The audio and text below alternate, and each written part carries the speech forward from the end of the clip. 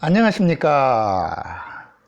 옛분들은 결혼을 한다는 표현을 화촉을 밝힌다라는 뜻의 좀 아름다운 표현을 즐겨 썼습니다. 이 에둘러 표현한 화촉의 화자는요, 빛날 화자입니다. 그런데 그 빛날 화자 앞에 나무목을 넣으면 자작나무 화자가 돼요.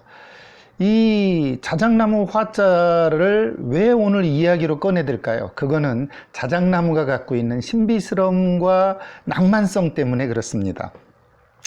껍질은 하얗고 얇은 종이를 여러 개 붙여 놓은 것처럼 차곡차곡 붙어 있습니다. 이 껍질이. 그래서 그걸 한 장 한 장 매끄럽고 잘 벗겨져서 옛날에는 여기에 불경을 새기거나 여기에 편지 글을 쓰면 아주 좋은 하나의 낭만적인 메모가 됐습니다. 요즘도 그래서 그런지 자작나무 껍질에 편지를 쓰면 사랑이 이루어진다. 뭐 이런 이야기들도 하잖아요.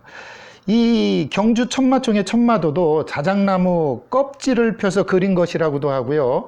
심지어 우리 팔만대장경 안에도 자작나무로 글자를 새긴 것도 있다고 그래요. 그 정도로 자작나무는 강하고 그렇습니다. 왜냐면요, 북쪽에서 자랐기 때문에 그래요.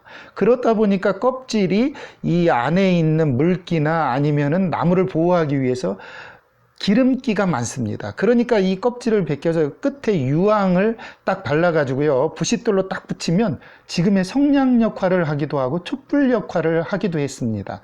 그러니까 이 자작나무가 갖고 있는 그것은 뭐 낭만성도 있고 하얀 나뭇결과 그 설원에 펴 있는 그 모습도 상상이 되기도 하지만 이 실용성에서 아주 기가 막혔다는 거죠.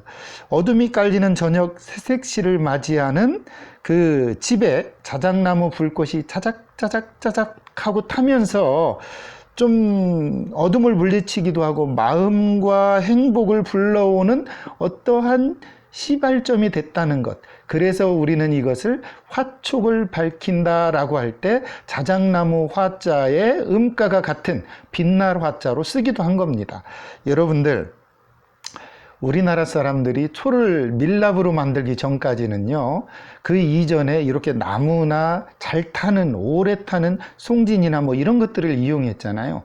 거기에 본 뜻은 집안을 따뜻하게 데피고 어둠을 물리치는 어떠한 간절함이나 기원 내지는 바람이 있었을 겁니다. 화촉을 밝히는 일, 바로 여기서 출발한 거죠. 여러분, 혹시 결혼하는 분이 있다면 오늘 화촉 밝히는 걸 축하드립니다. 그렇다면 화촉과 허니 한번 알아보도록 할까요? 화촉하면 본래의 뜻은 화려한 촛불입니다. 옛날 한자 문화권 안에서는요, 축하하는 일이 있으면 붉은 촛불을 켜서 환영하거나 또는 그 의미를 기렸다고 그래요. 그런데 이 좀 고상하게 이르렀던, 결혼을 고상하게 일컬었던 이 화촉, 그러면 한자어도 좀 한번 알아볼까요? 이 빛날 화자는요, 원래 이렇게 가지에 피어 있는 예쁜 꽃의 모양에서 본디 뜻은 꽃을 나타냈으나 후에 그 꽃의 특징, 즉 빛나다, 광채나다, 꽃은 여러 개 한꺼번에 피면 번영스럽고 탐스럽잖아요. 그것을 이야기할 때 빛날 화다라고 해서 꽃화와 같은 음계열에서 같이 쓰이고 있습니다. 그 다음에요, 이 촛불촉자는 너무 재밌는 게요, 불화의 모양은 불화로 그대로 변한 걸 알 수 있어요. 그런데 이 글자 해바라기 벌레 촉자입니다. 이를 다른 말로 애벌레 촉이라고도 하는데 이것이 이렇게 변해서 이렇게 됐습니다. 그래 놓고는 촛불과 무슨 상관이 있어서 이 불화와 애벌레를 합쳐놨느냐? 그것은 이랬어요. 원래 이 애벌레는 변색에 뛰어나 판단을 흐리게 한다고 그래요. 또 욕심이 많아서 혼자 잘 먹는 벌레라고 하네요. 그래서 이 애벌레는 마치 애벌레가 갉아먹듯이 초를 녹이면서 불을 밝히는 것, 그것이 뭐냐? 바로 촛불이다 라고 하는 데서 자가 만들어졌습니다. 원래의 의미는요, 어두운 데서 밝게 비추기 위한 횃불이었어요. 그러니까 이 글자를 딴 말로 말하면 뭔 얘기냐, 손으로 들고 다니는 건 촉이라고 그랬고요. 옛날에 그 땅에 세워놓는 횃불은 료라고 그랬어요. 불화 옆편에 관료료자 붙은 료자인데 이 횃불 료자는 땅에다 박아놓는 거고 이 촛불 촉자는 손에 들고 다니는 거였습니다. 같은 횃불이라도 이렇게 차이를 둔 거죠. 손에 쥐는 이 촛불은 밀랍으로 촛불을 만들게 되면서부터 오늘날의 초의 효시가 된 그런 글자죠. 재미로 알아보는 말, 허니를 좀 알아보도록 하겠습니다. 원래 이 허니는 뭐 여러분들이 잘 아는 애칭입니다. 애인이나 부인을 또는 그 사랑스러운 이를 부를 때 허니라고 그러죠.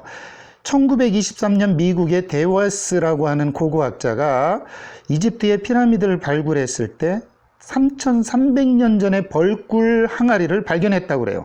그런데 놀랍게도요, 뚜껑을 열어보니 전혀 변질되지 않고 먹을 수 있는 그런 꿀이었다고 합니다. 3,300년이나 된 꿀이 먹을 수 있다니 놀랍지 않나요? 이는 뭐냐면 처음으로 애인을 허니라고 불렀던 사람은 아마 꿀의 달콤함 뿐만 아니라 이렇게 변질되지 않는다는 그 꿀의 속성을 좀 갖다 차용해서 허니라고 하지 않았을까 하는 생각을 합니다. 여러분, 달콤함 뿐만 아니라 변하지 않는 것, 이것이 사랑하거나 아니면 행복을 같이 꿈꾸는 이들에게 붙일 수 있는 별칭이 아닐까요? 흔히 신혼여행을 우리는 허니문이라고 하잖아요. 허니문을 한자로 쓰면 꿀밀자에 달월자, 밀월이라고 합니다. 이 스칸디나비아에서는 신혼부부가 한 달 동안 꿀로 만든 술을 마신다고 그래요. 그러면서 신혼의 달콤한 꿈을 꿨다고 그러는데 그것을 우리는 허니문이라고 그럽니다. 그러니까 꿀물이 흐르는 달뜬 날이라니 얼마나 낭만적입니까? 그런데 과연 요즘 젊은이들이 이 허니의 본뜻을 알고 쓰는 건지 궁금해서 재미로 알아보는 말을 오늘 선정했습니다. 오늘 강의는 여기까지입니다.